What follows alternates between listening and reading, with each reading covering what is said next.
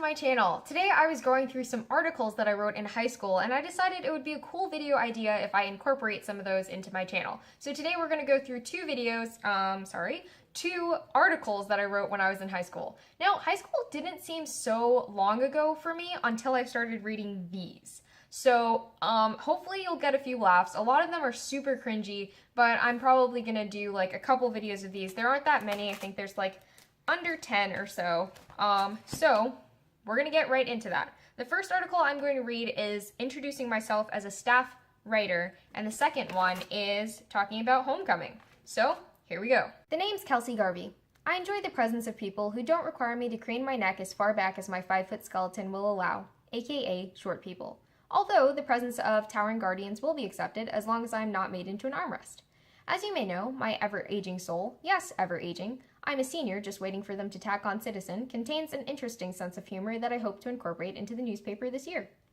In my almost 18 years of existence, I have discovered that optimism is the way to go.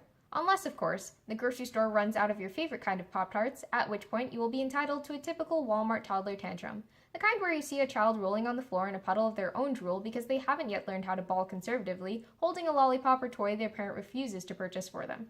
Caution. I urge you to have your shortened toddler tantrum session in the safety and comfort of your own home, as it is more sanitary for us all.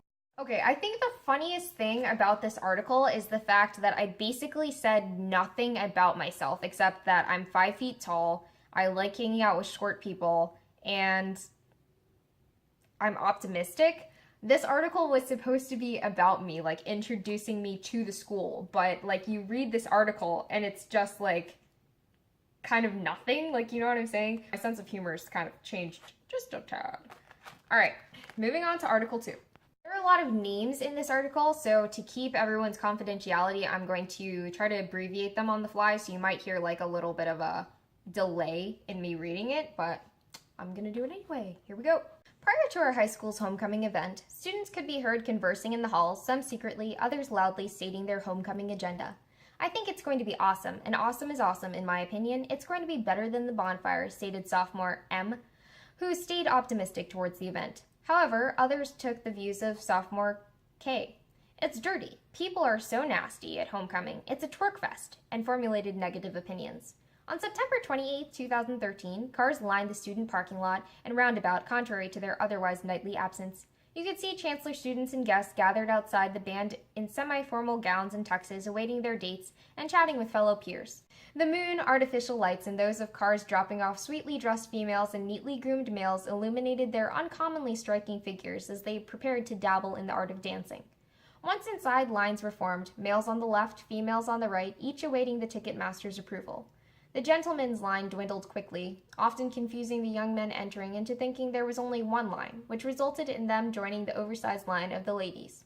This did not go unnoticed. In fact, if you were a woman waiting in the turtle-paced female assembly, you would often hear Mrs. Dietz, ticket master of the female side, saying, "Gentlemen, gentlemen," falling upon inattentive ears, the ears of those quickly demoted to boys, as Dietz called, over here.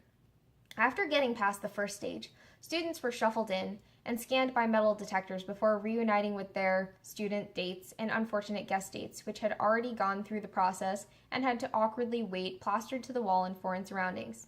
The theme, 90s is all that, called for temporary graffiti of childhood cartoons such as Dexter, the Powerpuff Girls, SpongeBob, and Hey Arnold. The lobby was also accompanied by a disco ball, and part of it was transformed into a lounge. The refreshments could be accessed by traveling through a time warp portal to the modern-day high school cafeteria, comprised of fruits, many types of cookies, sandwiches, cupcakes, and plenty of water to keep the dancers hydrated.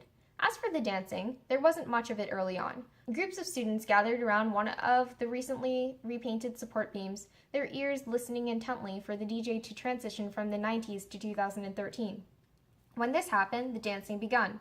This was not the type of elegant ballroom dancing where Fred Astaire twirls his partner toward the center, their hands linked as she gracefully follows. This was the type that called for Mrs. Bass to go around shining flashlights at those dancing inappropriately, a gesture relaying to the students that their hands needed to be where she could see them, demanding that they clap until the light shone elsewhere.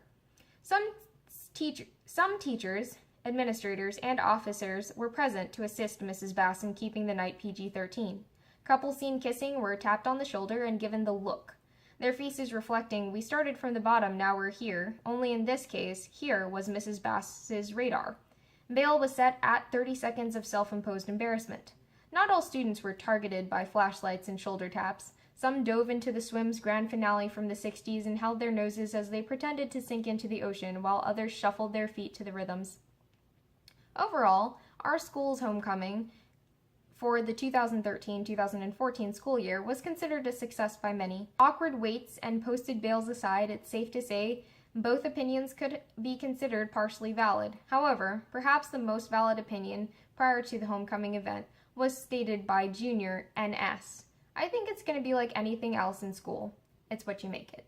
Okay, I'm pretty proud of this article. I think it was a pretty accurate regale of homecoming, except I left out the part where everyone was sweaty, and so there was like kind of a stench that was there, and it was a little bit gross because there were a whole bunch of girls walking into the bathroom barefoot, and like, that just kind of freaks me out. But hey, this was a pretty accurate description, and I'm pretty proud of this article even today. So, not an embarrassing one. And I'm actually going to do another article because it was in the same issue. So this is going to be my last article, and it's called "People Please Wave One, Wave Two." Don't you get super ticked off when you walk down the hallway, see a perceivably friendly face, and proceed to raise your hand in a friendly manner, accompanied by a smile and facial wrinkles as a result of the inner joys of saying hi to a stranger, only to receive an emotionless picture that becomes a memory planted in your head, dragging your mood down for the next 2 minutes? It's like, really, dude? I just used 12 to 17 muscles to smile. Gave my biceps, triceps, deltoids, trapezes, pectorals, and elbow a midday workout by waving, and compromised the wrinklelessness of my face in order to emphasize my excitement. And what do I get? Not even the courtesy of a frown. There was like no punctuation in this article. It was literally like, I can count. Okay, I can count. There's like a comma. There's another comma.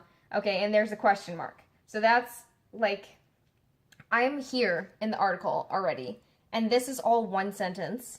And then it goes here, comma, comma, comma, comma. So this whole article is 2 sentences long. Interesting. And also, I don't know, it just seems kind of like, where's the rest of it, you know? Alright guys, I'm going to end the video here. So thank you so much for watching, and I'll be posting some more videos with my high school articles later. And I'll probably get in some videos of like funny high school stories and not funny high school stories in as well. So thanks for watching, and you will see me later. Please don't forget to like and subscribe as well, and tap that notification bell. Thanks for watching, and see you soon. More videos coming, so please stay tuned.